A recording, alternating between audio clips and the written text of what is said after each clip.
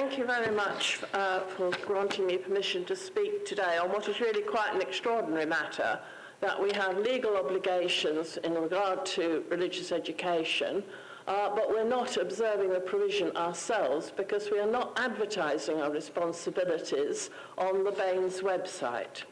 Under the terms of the 1988 Education Act, local authorities are required as a statutory duty to set up a committee representative of the local authority and the local religious or faith communities and worldviews and the teaching professions, to devise a suitable syllabus for their area and to monitor its delivery.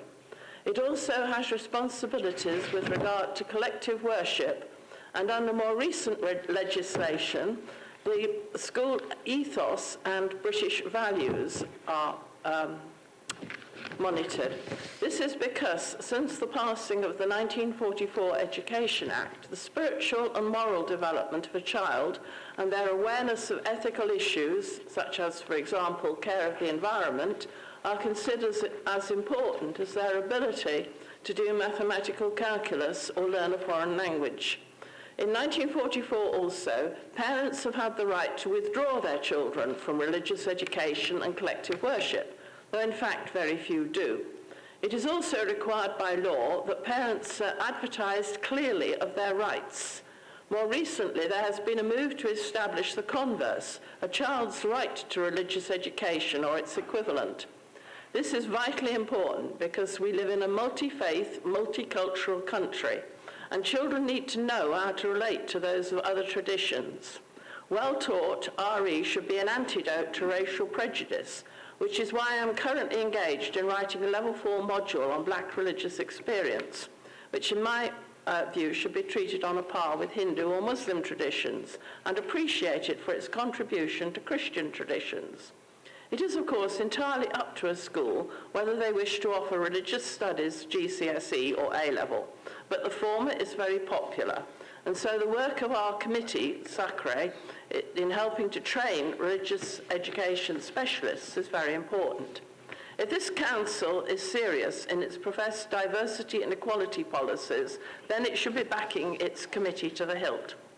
I spend quite a lot of time in the SACRE monitoring compliance. We check the websites offered by our local schools on the one hand to see if they comply with the law, and on the other hand to see what they say about the subject matter and how they follow our agreed syllabus, which this council recently adopted.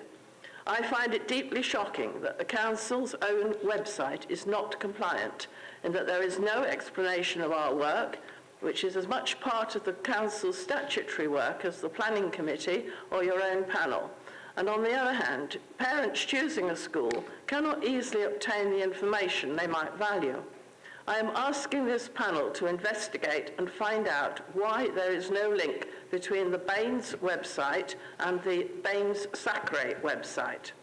And I'm afraid I've compounded the problem because I've just written a chapter for a book the World Council of Churches is publishing this summer, in which I put a paragraph about our SACRE committee. And now I find that any international scholar wanting to find out more, or church person wanting to find out more about the work that we do in religious education can't do so, because there's no way they would get from the Bathnes website at the moment to the SACRE website. So I'm asking you to insist that these links are established and people can navigate easily. In fact, in my ideal world, on the public website of Bathnes, not only would you have icons directing you to gov.uk tax and so on, and to our friends who are running the adult social care services and so on, who've taken over from Virgin Care, you would also have an icon showing representatives of the faith communities in this area and something about how to find out what your school is doing about RE. Thank you. Thank you, Eleanor.